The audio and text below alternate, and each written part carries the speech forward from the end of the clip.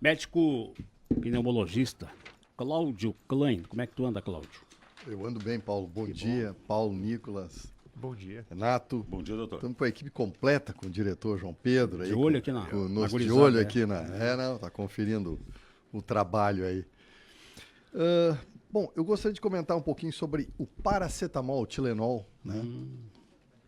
Pois é... E os efeitos dele, né? Isso aí. Um pouquinho da... Isso é que nem o Alivium, né? Lembra? Sim, o Alivium é do ibuprofeno, né, Paulo? É, mas também tem o princípio efeitos- ativo tem. Então, todo remédio, eu costumo dizer que o remédio que não tem para efeito É placebo. homeopático. Ou placebo, é. É. Porque se ele age num mecanismo de ação do corpo, ele vai causar alguma outra efeito indesejado, né? Paracetamol. Mas enfim, então nós temos, de um modo geral aqui no Brasil, 4 medicamentos que a gente usa para dor ou febre de baixa intensidade. Febre, no caso, qualquer tipo de febre. Mas para dores leves, né, leves a moderadas, a gente tem a aspirina, o paracetamol, a dipirona e o ibuprofeno, né?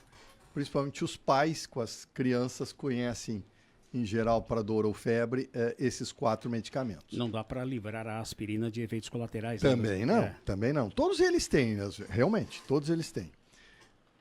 No Brasil, um dos medicamentos que é mais usado, e dentre esses 4 é considerado pela classe médica o que tem maior potência, tanto para dor como para febre, é a dipirona, né? É a Novalgina, né? É popularmente conhecido como a marca Novalgina. Mas nos Estados Unidos e vários países da Europa, incluindo o Reino Unido, ele não é permitido. Desde os anos 70 ele foi retirado do mercado. Naquela época, dentre os estudos que foram feitos, foi identificado um para-efeito que a dipirona pode desenvolver, que chama agranulocitose.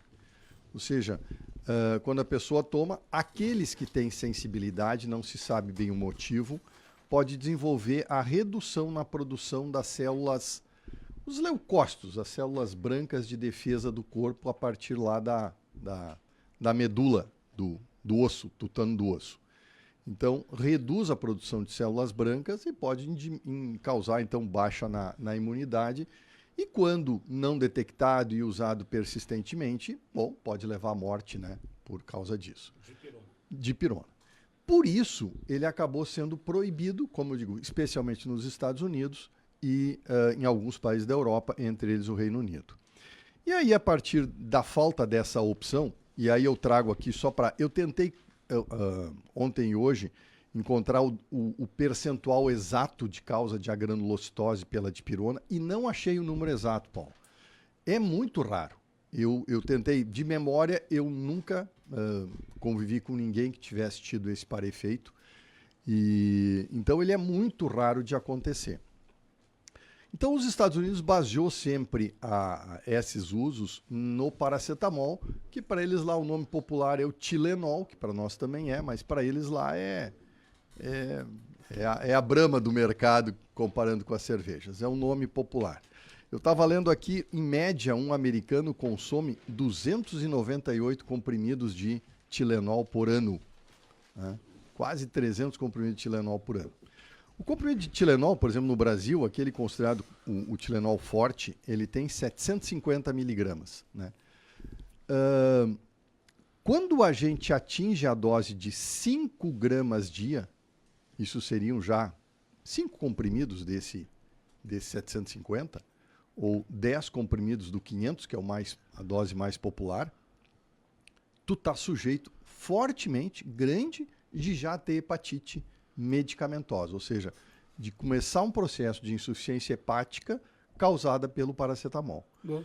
Então, no Brasil, a hepatite ou a insuficiência hepática ou a hepatotoxicidade, né, desenvolvida pelo medicamento, que na evolução mais desastrosa, vamos dizer assim, leva à cirrose, né, que é a falência completa do órgão. Nos Estados Unidos, por exemplo, ele é responsável por 49% dos casos de cirrose medicamentoso causado pelo paracetamol. No Brasil eu também não consegui o dado exato, mas no Brasil a principal causa continua sendo o álcool. As divulgadas, doutor. causas divulgadas, Não, mas- porque o paracetamol é muito consumido aqui. É muito consumido, exatamente. E para te ter uma ideia, Paulo, quando esses dados se tornaram alarmantes nos Estados Unidos, lá no Reino Unido, ele conta por 60% das causas de insuficiência hepática. No Brasil, assim, perde longe para o álcool e para as hepatites, principalmente hepatite C. As hepatites medicamentosas são a terceira causa no Brasil, e lá é a primeira, né, nesses países. Tanto que nos Estados Unidos, desde 2011, a dose máxima autorizada é 325 miligramas. Eles foram podando, existia já o 750, e aí eles cortaram, e ainda cortaram o 500, que era sempre o mais popular, e baixaram para 325. Porque tem que lembrar que o paracetamol acaba fazendo parte dos medicamentos para gripe, né?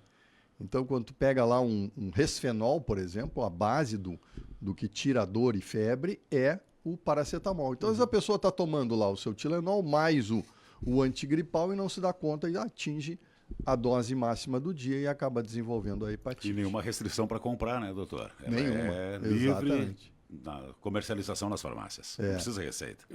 Cláudio, eu coloquei umas papoulas lá no meu jardim, de vez em quando eu tenho dor, aquelas papoulas orientais, lembra?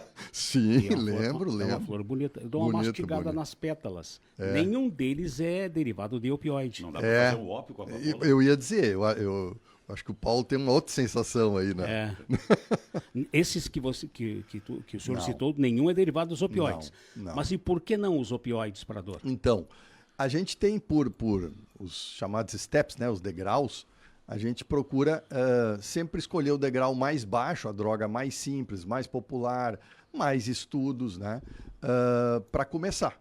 Agora, quando a dor é mais forte, até eu li hoje um trabalho que o americano fez, exatamente procurando catequizar as pessoas sobre vamos lá, não vamos usar o paracetamol para tudo. Então, por exemplo, para dores lombares, ele é ineficaz. Tem um trabalho que comparou ele com placebo, né, que é um medicamento isento de efeito, e ele mostrou que é a mesma coisa. Então, para dores lombares e dores articulares, ele é ineficaz. Então, já recomendando assim, não usem quando é essa a intenção. E daí entra as outras opções. Que é mais num forte. primeiro momento, para esse tipo de dor, o anti-inflamatório, né, é mais eficaz. A gente procura deixar esses derivados dos opioides para a última escala de dor. Em geral, ali o degrau 4, 5 dores desencadeadas por câncer, que é uma dor grave, ou então essas crises muito intensas, né, do ciático, dores por cálculo renal, enfim, dores que são consideradas de altíssima intensidade. Usam muito na questão dos implantes dentários também. Ah, bom. Como eu disse, toda vez que a dor for a enxaqueca, por exemplo, esse trabalho também mostrou que paracetamol e enxaqueca não é eficaz.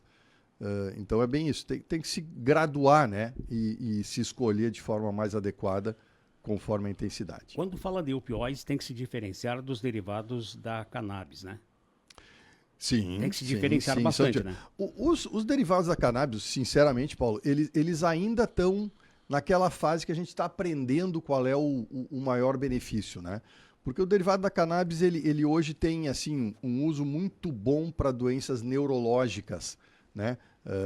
Dores de causa neurológica, até para convulsões de difícil controle com outros medicamentos, a cannabis vem sendo usada. Então, ela está ainda, né, o THC e o THC preparado como uso medicamentoso ainda está numa fase de entendimento onde ele entra melhor aí para seu uso.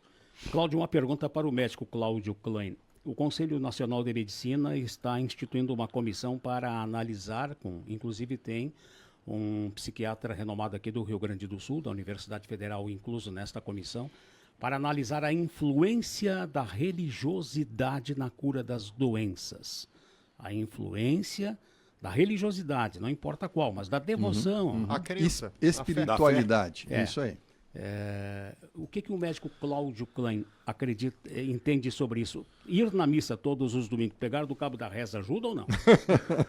Ajuda, Paulo, ajuda. Tem estatísticas.